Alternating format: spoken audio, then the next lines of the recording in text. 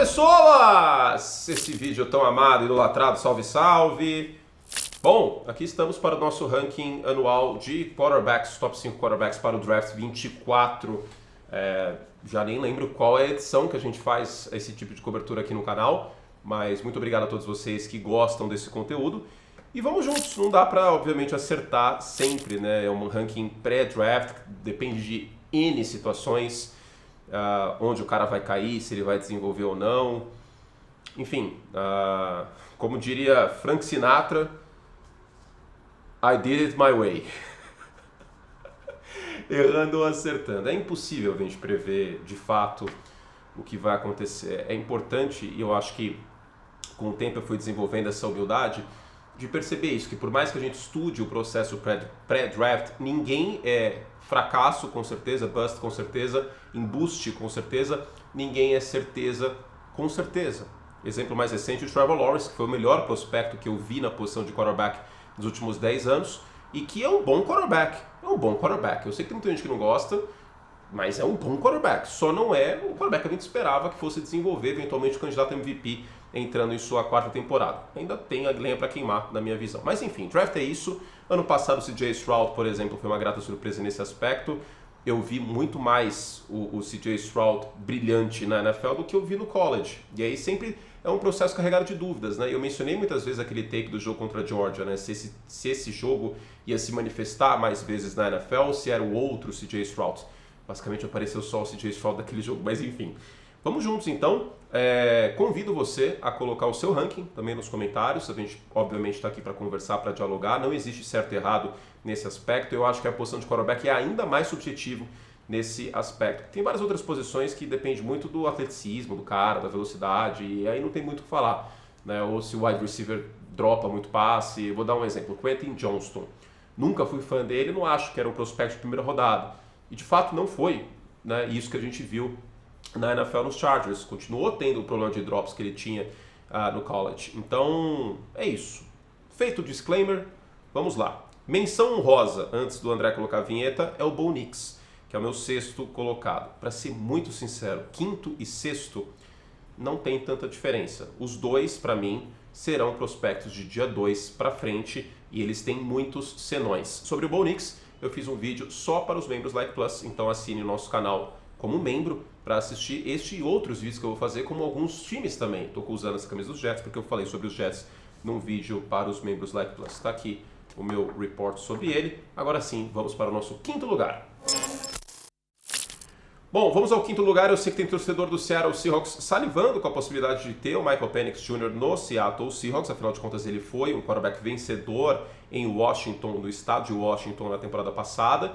E foi um quarterback realmente muito prolífico nesse sistema Air Raid de Washington e contou com bastante ajuda de dois recebedores que a gente vai ver nesse draft, o Rome Odunze e o Polk, tá? São dois wide receivers de pelo menos aí top 40, top 50. Obviamente o Rome Odunze deve sair até no top 10, né? Um cara que é brilhante em bolas contestadas, e o Michael Penix Jr. fez bastante uso disso, porque a descrição que eu faço sobre o Michael Penix Jr. é que é como se fosse um arremessador de bullpen com uma bola rápida de 98 milhas por hora jogando de quarterback.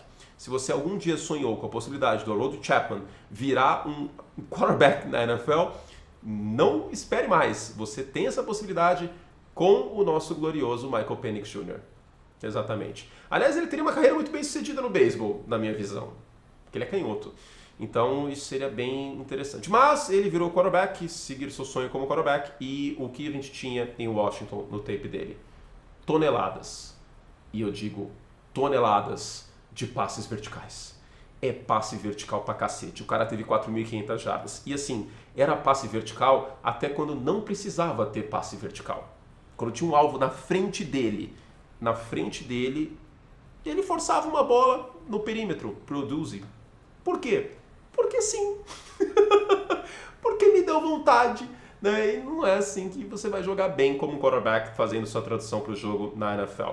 O tape dele que me alarmou é o jogo contra a USC, que ele perde alguns alvos no meio do campo porque ele mete o louco, basicamente, e acaba forçando vários passes. E quando ele força alguns passes, inclusive, a base dele fica toda desequilibrada, o trabalho de pés também, isso faz com que a bola flutue muitas vezes. Então, existe produção vertical, o braço dele é forte, mas não necessariamente se traduz com precisão, muitas vezes. Às vezes é um back shoulder que ele tem que lançar e ele lança uma bola que fica contestada com o Rome Odunze tendo que se virar para receber a bola. Lembra muito uma versão dos pobres e de baixo orçamento do Matt Stafford com o Calvin Johnson nos primeiros anos de Lions. Pelo amor de Deus, é só a questão de traços nesse aspecto. Até porque, como um membro até disse num outro vídeo que eu fiz, um exagero fato, a comparação do Michael Penix Jr. é um quê meio de Jameis Winston. Eu entendo isso, porque tem alguns arremessos, realmente transformei ele num arremessador, num pitcher. Tem alguns lançamentos que, cara, assim, tem uma carga até um pouco de arrogância nesse aspecto. Então, a minha tradução dele, do que vi, é basicamente um arremessador de bola rápida do beisebol que virou quarterback. E aí ele tem que ser um pouco mais armador, ele tem que ser um pouco mais point guard do basquete, e ele simplesmente não é. Ele força muito verticalmente. Tem outras questões sobre o tape do Michael Penix Jr. Aliás, não sobre o tape, sobre a vida dele, sobre a carreira dele. É um jogador com, assim, lesões complicadas, LCA e ombro. E aí você junta isso com o fato de que a produção dele foi basicamente vertical. Se ele não tinha uma linha ofensiva muito, muito boa, a chance de dar certo na NFL é bastante diminuta. Então, assim, existem coisas boas, 340 jardas por jogo nesses últimos 2 anos, 67 touchdowns e 19 interceptações, e pelo Pro Football Focus, 19% dos passes dele foram para mais de 20 jardas, o que demonstra com muita clareza essa verticalidade, tá? Então, assim, tem esses pontos todos. E tem uma outra questão também. Eu recomendo, além desse jogo contra a USC, para quem quiser assistir, nem que seja os melhores momentos, vejam o tape dele contra Michigan na final do college. Acho que essa é uma preocupação bastante relevante. Como que vai traduzir o jogo dele contra uma defesa um pouco mais forte, como é o caso da defesa de Michigan? Aí que mora o perigo, certo? Então é meu quinto quarterback, eu tenho nota dele de dia 2. Bom, vamos para o nosso quarto quarterback, que é o J.J. McCarthy. Pode ser que ele seja o segundo quarterback escolhido e não o quarto. Agora, é difícil encontrar um comparativo para o J.J. McCarthy, porque... E eu vou fazer um vídeo sobre isso. Eu não gosto tanto de fazer comparativos, porque eu acho que cada pessoa é de um jeito, mas eu entendo que é importante para muita gente que não tem tempo de assistir muitos jogadores, que não viu eles no college, fazer um comparativo. Eu vou fazer um vídeo só sobre isso, para os quarterbacks, só sobre o quarterback, tá? Para também não avacalhar. E também sobre o Caleb Williams, ele não é o Patrick Mahomes. Eu acho que isso é importante a gente falar, assim como o J.J. McCarthy não é o Mac Jones. Eu já vi esse vídeo para os membros. Quem é o J.J. McCarthy? O J.J. McCarthy não é o Mac Jones. Como eu falei, já falei extensamente isso sobre num vídeo de tipo 7, 8 minutos, mas basicamente, como a fisionomia dos dois parece, e eles jogaram em grandes programas do college, Alabama e Michigan, e eles têm uma boa produção, uma boa precisão em passes de curta distância no meio do campo, dá-se a entender que é o Mac Jones, mas o elenco de apoio do Mac Jones em Alabama era assim, fora da curva. Jalen Waddle, por exemplo, jogou com o Mac Jones na Crimson Tide, então é bem diferente, teve bem mais corrida do que passe em Michigan do que tinha em Alabama na época do Mac Jones. E eu acho que a questão do Mac Jones, a elogia que se faz aos passes curtos dele saindo de Alabama para o college, do college para a NFL, perdão, foi mais uma maquiagem de que o teto dele era bastante baixo, que ele não tinha tantas ferramentas, do que qualquer outra coisa. Para começo de conversa, o J.J. McCarthy, eu não acho que ele tem o braço mais forte dessa classe, mas ele tem o braço melhor do que o Mac Jones. Ele é mais capaz de fazer lançamentos que são exigidos na NFL do que o Mac Jones. Outra virtude que o J.J. McCarthy tem, além de ter sido um grande líder por Michigan, conquistando o primeiro título nacional em muito tempo, o próprio Jim Harbaugh, que foi quarterback em Michigan, chegou a dizer que ele é o melhor quarterback que a universidade já teve, também porque ele quer que alguém pegue o J.J. McCarthy na 4 que sobe o Marvin Harrison Jr. na 5. Tem algumas questões muito positivas, né? Você conduzir o seu time ao título nacional e ter tido a postura que ele teve, que é bastante elogiável, eu acho que são virtudes, né? E uma outra virtude tremenda é o J.J. McCarthy passando pressionado, né? Especialmente se a primeira leitura no meio do campo está aberta, você vê que ele espera até o último instante para tomar a porrada e mesmo assim passar a bola. Neste ponto, somente neste ponto, lembra um pouco o Brock Purdy. Somente neste ponto. Não o Brock Purdy saindo do college, o Brock Purdy que a gente vê hoje. Neste ponto. Especificamente essa questão do tape do J.J. McCarthy. Agora, o que eu vi também no tape dele foram algumas jogadas de hesitação. e algumas vezes ele perdeu alvos no terceiro nível da defesa. Na semifinal contra a Alabama, isso fica bastante evidente. Ele tem uma certa dificuldade em manipular os safeties e em trabalhar em rota post, por exemplo. Eu acho que esses dois jogos, a semifinal contra a Alabama e também, em certa medida, a final contra Washington, eu acho que é válido essa questão. Quando eu fiz um post sobre o DJ McCarthy, sobre a ascensão dele, falei sobre o braço dele, sobre a força no braço, muitos disseram a questão da velocidade de passe dele no Combine, né, que ele foi em segundo, só ficou atrás do Milton, que é basicamente uma bazuca humana. Mas no tape não é isso que mostra, porque não é só a questão da velocidade do passe, mas ele ficar pendurado muitas vezes em bolas verticais. É isso que me pega um pouco em relação ao DJ McCarthy. Ele tem um atleticismo que o Mac Jones não tem, essa é uma outra virtude dele, ele pode correr com a bola e, se necessário for, ser exigido disso. Eu até gosto do trabalho de pés dele e da mecânica, tá? Não é uma coisa ultra refinada, mas pelo que a gente está vendo saindo do college nos últimos tempos é bem interessante. E tem alguns problemas de ball placement, de colocação de bola, tá? Especialmente no perímetro, e essas leituras de fundo do campo, esse processamento pós-snap, que eu vi algumas questões no tape da câmera Altitude que me incomodaram um pouco em relação ao DJ McCarthy, tá? Então é um cara técnico, é um cara que tem um gatilho rápido, é um cara que não tem medo de tomar pancada, eu acho que isso é uma virtude, se a pressão tá chegando ele solta a bola, e pra mim é um cara que teria nota de final de primeira rodada, início de segunda, tá? Mas pela demanda ele vai ser escolhido no top 10 agora, ou sei lá, no top 12. Agora, ele vai precisar de um sistema que lhe ajude, ele vai precisar, e eu acho que das possibilidades que a gente tem hoje, o DJ McCarthy e o seu empresário, eles têm que orar, rezar muito, de joelhos, pelo Minnesota Vikings, pelo O'Connell e pelo Justin Jefferson. Esse é o melhor encaixe possível para ele. Eu acho que se ele cair em Minnesota, a chance pode ser bem interessante. Mas não vamos nos adiantar, porque tem mock draft vindo aí, tem um monte de coisa vindo pela frente, e encaixes também serão outro tema. Vamos falar agora do nosso terceiro colocado. Bom, esse é um prospecto para lá de interessante e que, minha homenagem ao Falha de Cobertura que tem o craque Daniel, e como é um craque, é o playmaker, é o craque Daniels. Eu vou chamar ele assim agora, acabei de decidir isso, dane-se. É o craque Daniels, quarterback de LSU, que já vou de antemão falar que sim, eu tenho uma preocupação com o peso dele, com o frame dele, com a estrutura corporal dele, porque ele é bem magro, ele não é baixo, tá? Tem 6'4" de altura, isso não é problema, mas é 6'4" e 210 libras. Isso pode ser problema. Ele pesou 210 libras, mas eu acho que o peso dele de jogo é 200. Então, por mais que ele tenha jogado na SEC, você saindo do college, tomando pancada na NFL, pode ser um BO, tá? Pode ser um tremendo BO em relação a isso. Quem é o craque Daniels? É um craque. O Jayden Daniels, ele é um prospecto que realmente enche os olhos quando a gente vê. É um cara extremamente veloz, não é tão veloz quanto o Lamar Jackson, mas muito veloz. E embora ele não tenha um braço absurdamente forte, o braço mais forte dessa classe é do Caleb Williams, mas ele tem uma capacidade de esticar o campo verticalmente que é uma beleza. Claro que ajuda a ter o Malik Neighbors, que é um prospecto fora da curva, sim, ajuda. Mas de qualquer forma é um prospecto que eu vi ele fazendo a progressão em algumas jogadas. E era isso que eu queria ter visto mais no tape dele. Daqui a pouco eu falo sobre. Mas é um cara que, continuando nas analogias de beisebol, é um home run correndo com a bola. Assim, num piscar de olhos, eu acho que isso vai se traduzir para a NFL. É um jogador que pode ganhar 20, 25 jardas correndo.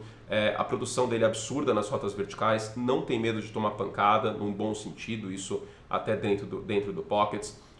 A produção dele ano passado foi maravilhosa na SEC, né? Foram 50 touchdowns totais e eu gosto do toque que ele dá na bola, né? Tem muitos analistas que chegaram a dizer que ele é o melhor passador dessa classe, né? Entre eles o Dan Orlovsky, o colega nosso de ESPN americano. Eu não concordo com isso, mas eu entendo o que o Orlovsky quer dizer nesse aspecto, porque o toque que o Jayden Daniels dá na bola muitas vezes é o ideal para que o wide receiver faça a recepção e ganhe algumas jardas nessas rotas verticais.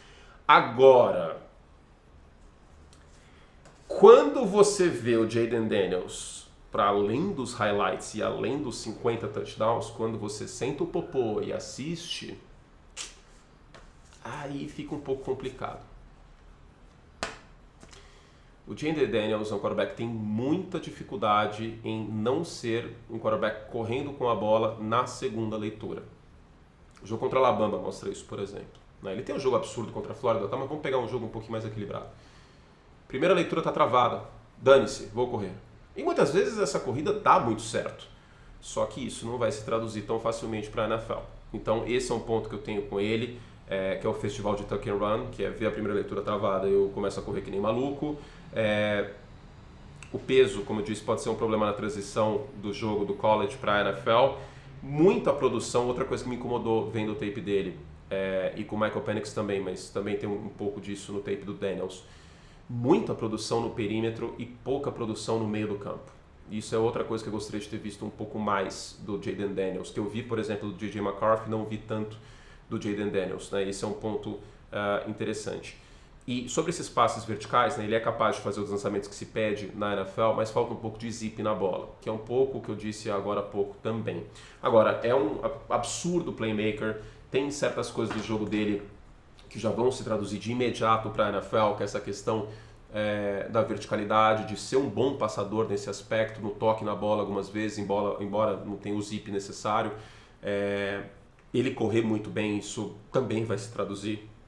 E é um cara que pode ter um impacto como o Robert Griffin III teve em 2012 por Washington. Né? Isso está muito martelando na minha cabeça porque é muito parecido, né? Segunda escolha, o Robert Griffin, Heisman, lembra muito nesse aspecto. E o Griffin era vertical. Né? O primeiro jogo do Robert Griffin ele mostra isso contra o New Orleans Saints.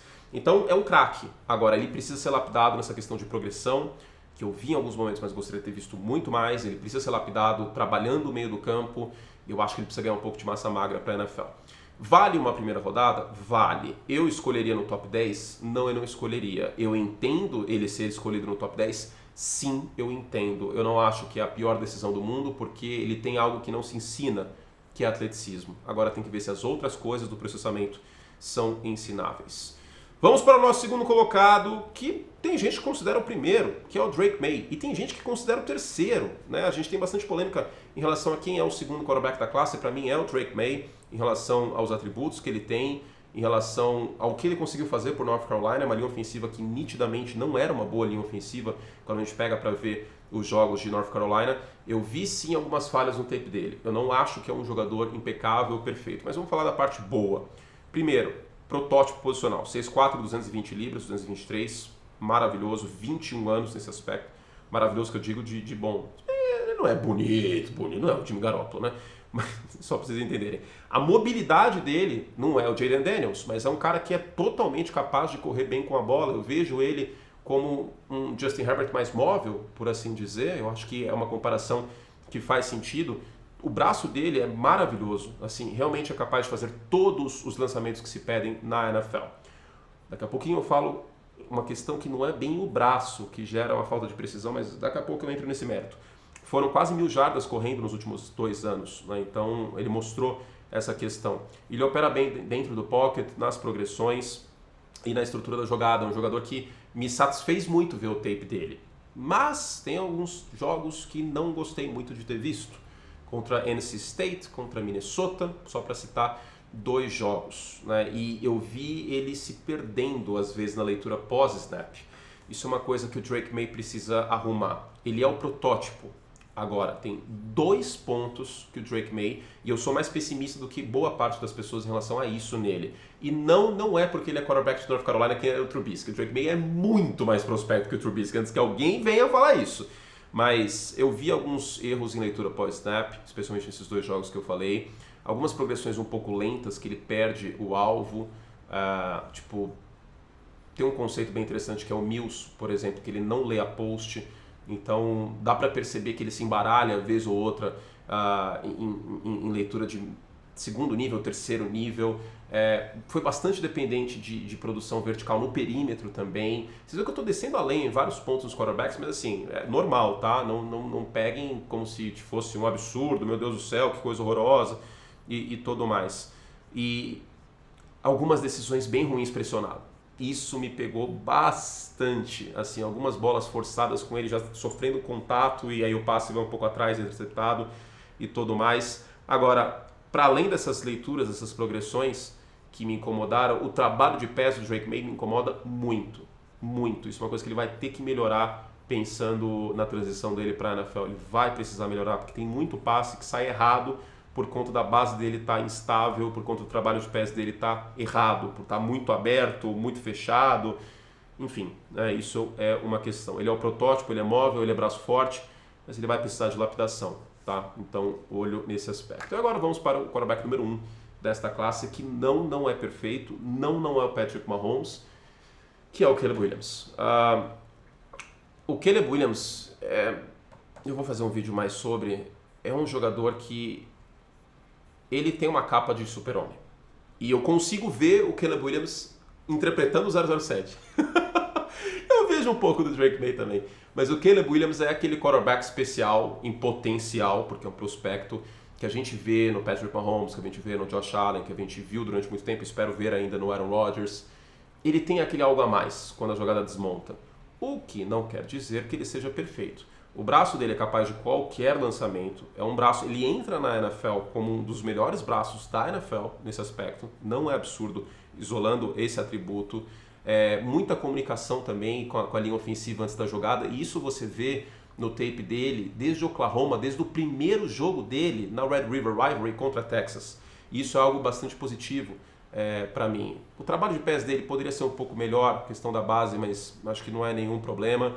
Uma leitura muito boa antes do snap. Ele escala bem o pocket, é um quarterback que eu gosto de ver ele jogar dentro do pocket. Eu sei que a produção dele fora do pocket foi uma coisa absurda, mas ele escala muito bem o pocket. O ball placement dele, a colocação de bola também, na minha visão, é muito positiva.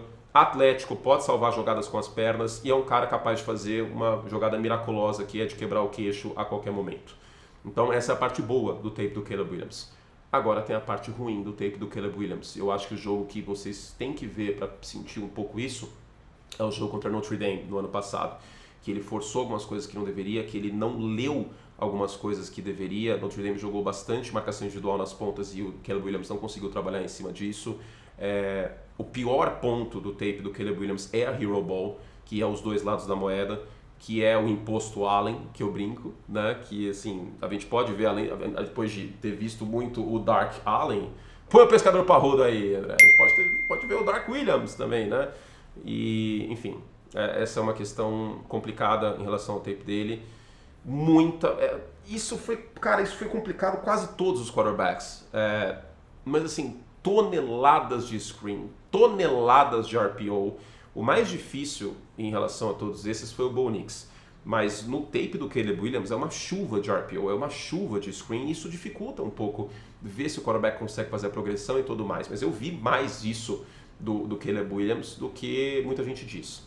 Sobre segurar a bola, tem uma estatística interessante que ele teve uma média de 3 segundos antes de cada passe segurando a bola na temporada passada. Ele não vai ter 3 segundos na NFL. Ele vai ter que ter um gatilho um pouquinho mais rápido, coisa que eu vi do DJ McCarthy muitas vezes também. Tá? Então, essa questão me preocupa e a quantidade de fumbles também é um aspecto. Ele vai ter que ser um pouquinho mais contido nesse aspecto. Não dá para jogar como se ele estivesse no quintal da casa dele na NFL, porque senão ele vai ter bastante problema. Tá? 3,19 segundos. Ele é um mágico, ele é um quarterback, sim, vale a primeira escolha. Agora, se ele vai dar certo ou não, só o tempo vai dizer, porque isso depende de vários fatores. Elenco de apoio, ele tem. Keenan Allen, saudável, seria uma excelente proposição, 90 jardas por jogo ano passado. DJ Moore, que tem potencial para ser um recebedor top 10. O Cole Kmet é um bom tight end. A linha ofensiva dos Bears não é uma linha ruim, sobretudo nas pontas. E o jogo terrestre, eu acho que vai ser um bom jogo terrestre também.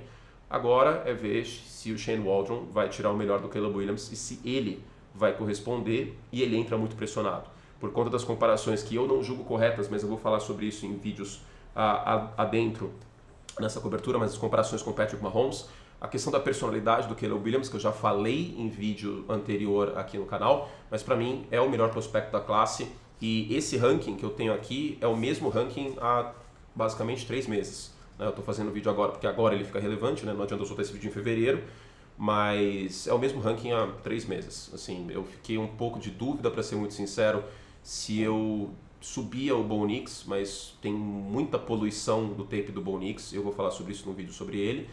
E confesso que a ascensão do J.D. Daniels me deixou um pouco a pulga atrás da orelha. Tipo, será que eu preciso ver mais tape dele? Será que eu estou perdendo alguma coisa?